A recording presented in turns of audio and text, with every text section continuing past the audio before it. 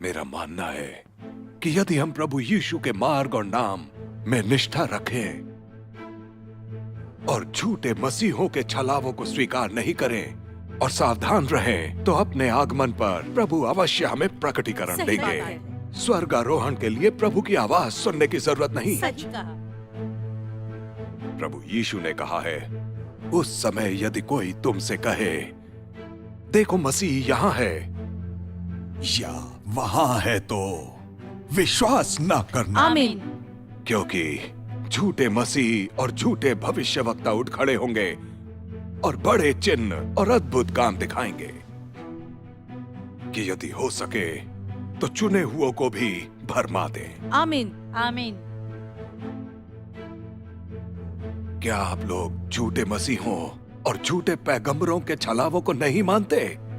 हाँ, अंत के दिनों में वास्तव में ऐसे झूठे मसीह होंगे जो लोगों को बहकाएंगे। हम मानते हैं कि वो सब लोग जो प्रभु के आगमन की गवाही देते हैं वो झूठे हैं। हमें खोजने और परखने की कोई जरूरत नहीं है। आमीन। क्योंकि जब प्रभु आएंगे तो वे स्वयं को हमारे सामने प्रकाशित करेंगे और हमें छोड़ नहीं देंगे। सही है।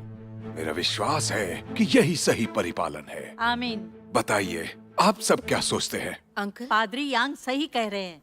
जब तक हम प्रभु यीशु के प्रति निष्ठावान है और झूठे मसीहों के छलावों में नहीं आ रहे, वो हमें प्रेरित करेंगे। आमीन।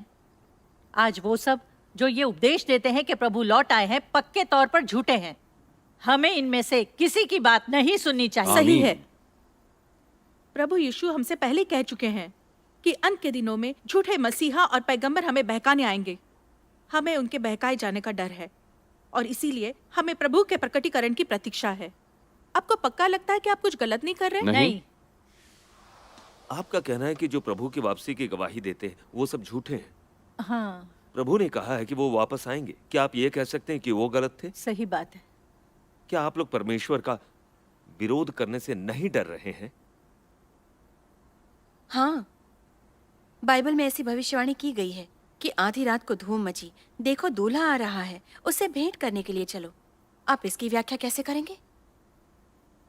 प्रभु यीशु ने हमसे स्पष्ट रूप से कहा है, परमेश्वर की भेड़ें उनकी आवाज सुनती हैं। जब प्रभु आएंगे तो वे निश्चित रूप से बोलेंगे और कार्य करेंगे। प्रभु की आवाज को सुनकर ही मनुष्य उनका स्वागत करता है, उन्हें स्वीकार करता है। यदि लोग ये गवाही दें कि प्रभु आ चुके हैं और हम उनके प्रमाण की खोज या परख न करें, तो हम प्रभु की आवाज सुन पाने में कैसे सक्षम हो सकेंगे? यदि आप स्वयं को अपने कमरे में बंद कर ले और प्रकटीकरणों की प्रतीक्षा करें, तो इसे देखने और प्रतीक्षा करने में नहीं गिना जा सकता। ये स्पष्ट है कि प्रभु की वापसी हो चुकी है, फिर भी आप लोग उनका स्वागत नहीं कर रहे।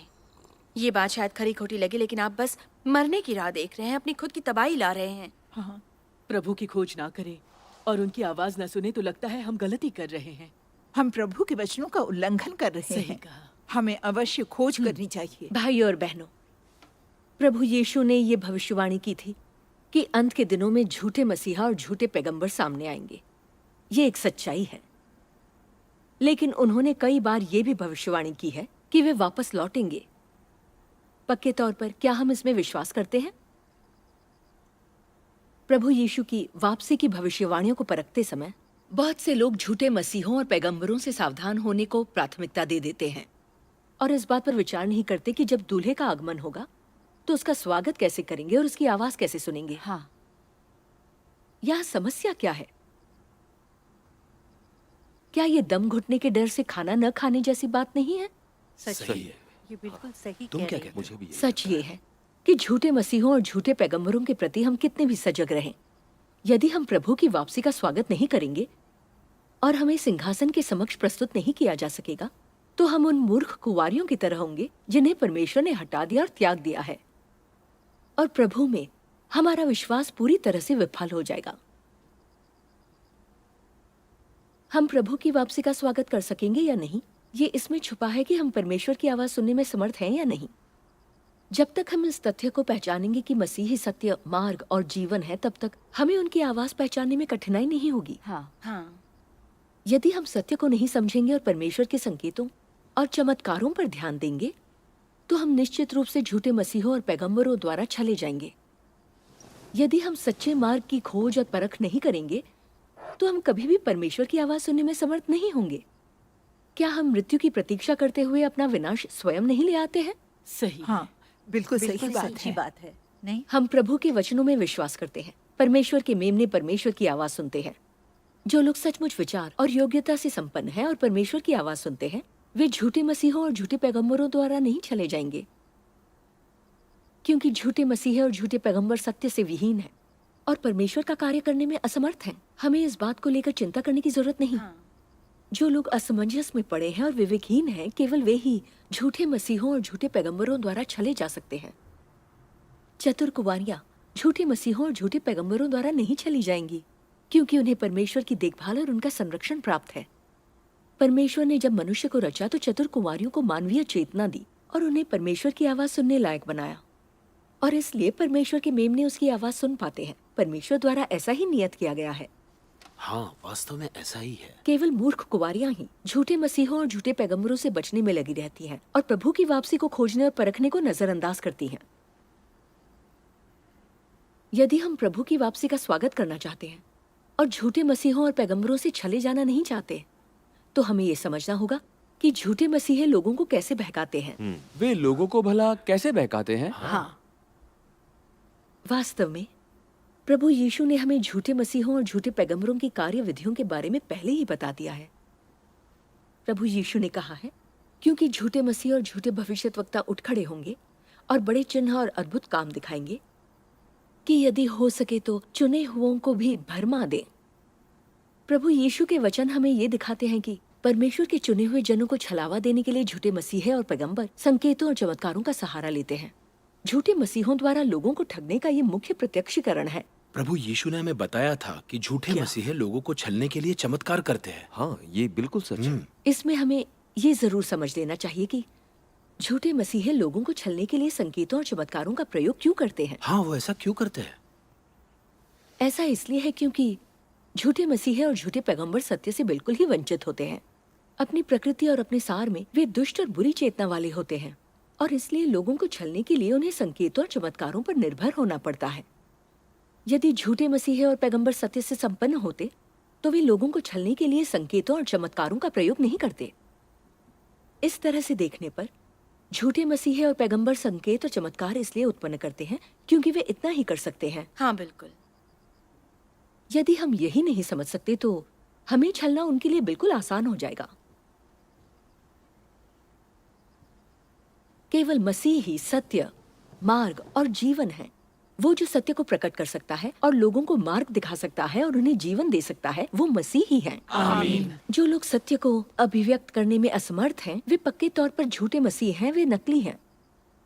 झूठे मसीहों और पैगंबरों को पहचानने का ये बुनियादी सिद्धांत है। वे लोग जो सच्चा मार्ग पाने का प्रयत्न और उसकी परख करते हैं, उन्हें परमेश्वर की आवाज को खोजने और उसका पता लगाने के लिए इस सिद्धांत का पालन करना चाहिए। इस तरह वे कोई गलती नहीं करेंगे। सर्वशक्तिमान परमेश्वर झूठे मसीहों और झूठे पैगंबरों की कार्य विधियों का पहले ही खुलासा कर चुके हैं। आइए सर्वशक्तिमान परमेश्वर के वचनों का अंश पढ़ें। आइए सब मिलकर सुनते हैं। सच में ये बिल्कुल सही कह रही हैं। सर्वशक्तिमान परमेश्वर कहते हैं, यदि वर्तमान समय में कोई व्यक्ति उभर कर आता है जो चिन्हों और चमत्कारों को प्रदर्शित करने, पिशाचों को निकालने और चंगाई करने में और कई चमत्कारों को करने में समर्थ है, और यदि ये व्यक्ति दावा करता है कि ये यीशु का आगमन है, तो ये दुष्ट आत्माओं की जालसाजी और उसका यीशु की नकल करना होगा। इस बात को स्मरण रखें, परमेश्वर एक ही कार्य को दोहराता नहीं है। यीशु की कार्य का चरण पहले ही पूर्ण हो चुका है और परमेश्वर फिर से उस चरण के कार्य को पुनः नहीं दोहराएगा। मनुष्य की अवधारणाओं में परमेश्वर को अवश्य हमेशा चिन्ह और चमत्कार दिखाने चाहिए, हमेशा चंगा करना और पिशाचों को निकालना चाहिए, और हमेशा यीशु के ही समान अवश्य होना चाहिए। फिर भी इस समय परमेश्वर इन सब के समान बिल्कुल भी नहीं है। यदि अंत के दिनों के दौरान परमेश्वर अभी भी चिन्हों और चमत्कारों को प्रदर्शित करता है और अभी भी दुष्टात्माओं को निकालता और चंगा करता है, यदि वो यीशु के ही समान करता है, तो परमेश्वर एक ही कार्य को दोहरा रहा होगा और यीशु के कार्य का कोई महत्व या मूल्य नहीं होगा। कोई महत्व या मूल्य नहीं है। इस प्रकार प्रत्येक युग में परमेश्वर कार्य के एक ही चरण को करता है एक बार जब उसके कार्य का प्रत्येक चरण पूरा हो जाता है तो शीघ्र ही इसकी दुष्ट आत्माओं के द्वारा नकल की जाती है और शैतान द्वारा परमेश्वर का करीब से पीछा करने के बाद परमेश्वर एक दूसरे तरीके में बदल देता है। एक बार परमेश्वर अपने कार्य का एक चरण पूर्ण कर लेता है तो इसकी दुष्ट आत्माओं द्वारा नकल कर ली जाती है। तुम लोगों को इन बातों के बारे में अवश्य स्पष्ट हो जाना चाहिए। कभी भी परमेश्वर का कार्य मनुष्यों की धारणाओं के अनुरूप नहीं होता है, क्योंकि उसका कार्य हमेशा नया होता है और कभी भी पुराना नहीं होता है। न ही वो कभी पुराने कार्य को दोहराता है, बल्कि पहले कभी नहीं किए गए कार्य के साथ आगे बढ़ जाता है।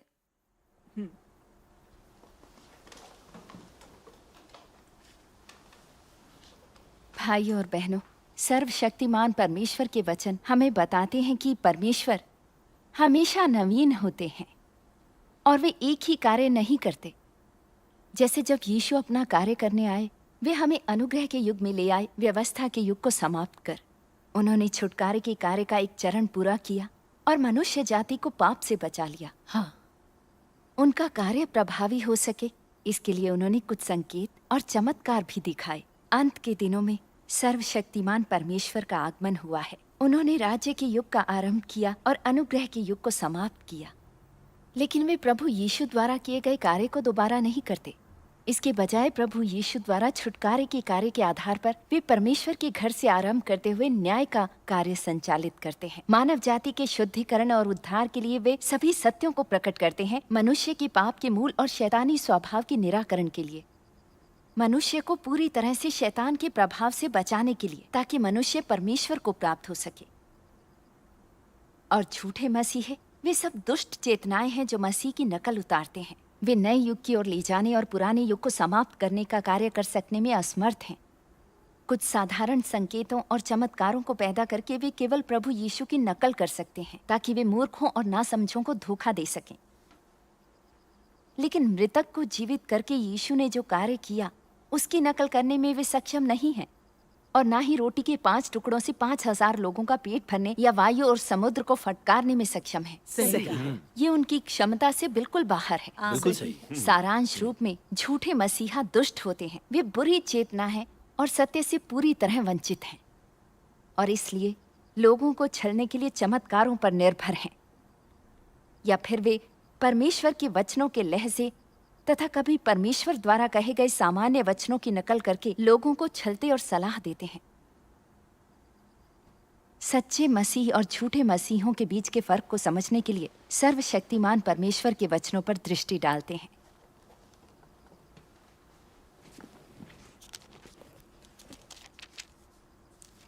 सर्वशक्तिमान परमेश्वर कहते हैं, परमेश्वर देहधारी हुआ और मसीह कहलाया, और इसलिए वो मसीह जो लोगों को सत्य दे सकता है परमेश्वर कहलाता है। इसमें कुछ भी अतिशयोक्ति नहीं है, क्योंकि वो परमेश्वर के तत्व को स्वयं में धारण किए रहता है और अपने कार्य में परमेश्वर के स्वभाव और बुद्धि को धारण करता है। और ये चीजें मनुष्य के लिए अप्राप्य हैं, जो अपने आप को मसीही कहते हैं फिर भी परमेश्वर का कार्य नहीं कर सकते। वे सभी धोखेबाज हैं। मसीह पृथ्वी पर केवल परमेश्वर की अभिव्यक्ति नहीं है, बल्कि वे देह हैं जिसे धारण करके परमेश्वर लोगों के बीच रहकर कार्य पूर्ण करता है। ये वो देह नहीं है जो किसी भी मनुष्य के द्वारा प्रतिस्थापित किया जा सके, बल्कि वो देह है जो परमेश्वर के कार्य को पृथ्वी पर अच्छी तरह से करता है और परमेश्वर के स्वभाव को अभिव्यक्त करता है और अच्छी प्रकार से परमेश्वर का प्रतिनिधित्व करता है और मनुष्य को जीवन प्रदान करता है। कभी ना कभी उन धोखेबाज मसीह का पतन होगा। हालांकि वे मसीह होने का दावा करते हैं, किंतु उनमें किंचित मात्र भी मसीह का सार तत्व नहीं होता। इसलिए मैं कहता हूं कि मसीह की प्रामाणिकता मनुष्य के द्वारा परिभाषित नहीं की जा सकती है, परंतु स्वयं परमेश्वर के द्वारा उत्तर दिया और निर्णय लिया जा सकता है। हाँ, ये वचन बहुत ही अच्छे हैं, मैंने कभी नहीं सुने। भाइयों और बहनों, सर्वशक्तिमान परमेश्वर के वचनों से हम ये साफ तौर पर देख सकते हैं कि मसीह देहधारी हुए परमेश्वर हैं। वे देह में साकार हुई परमेश्वर की आत्मा है। अर्थात परमेश्वर जो कुछ भी धारण करते हैं, उनके पास जो है और जो वो हैं, उनका स्वभाव और विवेक सभी उनकी देह में साकार होते हैं। हाँ, मसीह में दिव्यता का सार है और वे सत्य के अवतार हैं। वे हमेशा मनुष्य को सत्य प्रदान करने, व्यक्त करने और इसे मनुष्य तक पहुंचाने में समर्थ हैं। केवल मसीह ही मानव जाति को छुटकारा दिलाने और बचाने का कार्य कर सकते हैं और कोई इसकी नकल नहीं कर सकता है और ना ही इसे इनकार कर सकता है। जबकि अधिकतर झूठे मसीह इस बीच शैतानी आत्माओं के काबू में रहते हैं। वे अत्यधिक अभिमानी और हास्यास्पद होते हैं। सार रूप में वे शैतानी आत्माएं और दानव हैं। इस प्रकार चाहे जो संकेत दें या चमत्कार दिखाएं या बाइबल की गलत व्याख्या करें, गहरे ज्ञान और सिद्धांत की बातें करें, वे लोगों को धोखा, नुकसान और बर्बाद करने के अलावा कुछ नहीं करते। बिल्कुल सही। वे ऐसा कुछ भी नहीं करते जो लोगों के लिए शिक्षाप्रद हो, सिवाय लोगों के हृदयों में अंधकार भरने की, ताकि अंततः शैतान उन्हें निगल जाए। हाँ, तो सभी झूठे मसीही और झूठे पैगंबर देहधारी शैतान हैं। वे बुरे दानव हैं जो परमेश्वर के कार्य को बाधित करने और परमेश्वर को परेशान करने आए हैं, इस बात की परवाह किए बिना कि वे कितने लोगों को हानि पहुंचाते हैं, धोखा देते हैं या बर्बाद करते हैं। उनका शीघ्र ही पतन होगा और वे स्वयं को नष्ट कर लेंगे, क्योंकि उनमें जरा सा भी सत्य नहीं है। सही है। बिल्कुल सही कह रही झूठे हैं। लोगों का कुछ नहीं हो यदि हम वास्तव में इस बारे में सत्य को समझ जाते हैं कि सच्चे मसीह और झूठे मसीह के बीच अंतर कैसे करें, तो ये नहीं हो सकता कि झूठे मसीहियों से धोखा खाने के डर से हम परमेश्वर की वाणी को सुनने या उनके प्रकटन का स्वागत करने से इनकार कर दें। सही है। हाँ, इनकी बातों में कितनी सच्चाई है। बिल्कुल सही कहा। धन्यवाद। अतीत में हम आंख बंद करके झूठे मसीहों और झूठे पैगंबरों से बचते रहे। लोगों ने गवाही दी कि प्रभु यीशु लौट आए थे, फिर भी हमने उनका स्वागत नहीं किया। आज सर्वशक्तिमान परमेश्वर के वचन सुनकर मेरे हृदय में प्रकाश उत्पन्न हुआ है। परमेश्वर को धन्यवाद। मैं जानती हूँ कि मसीह परमेश्वर की आत्मा है जो देह में साकार है। हाँ, मसीह का सार दिव्य है। वे सत्य को व्यक्त करने सब जगह हर समय सत्य प्रदान करते हैं। वे नए युग का सूत्रपात एवं मानव जाति को बचाने में सक्षम हैं। इस बीच झूठे मसीह शैतानी आत्माओं के कब्जे में रहते हैं। वे कभी भी सत्य व्यक्त करने या मानव जाति का उद्धार करने में सक्षम नहीं होंगे। वे लोगों को धोखा देने के लिए बाइबल की अपनी गलत व्याख्याएं, गहरी ज्ञान और सिद्धांतों एवं चमत्कारों पर भरोसा कर सकते हैं। आज हमने समझ लिया है और अब हमें झूठे मसीहों और पैगंबरों से डरने की जरूरत नहीं है। हाँ, सही कहा।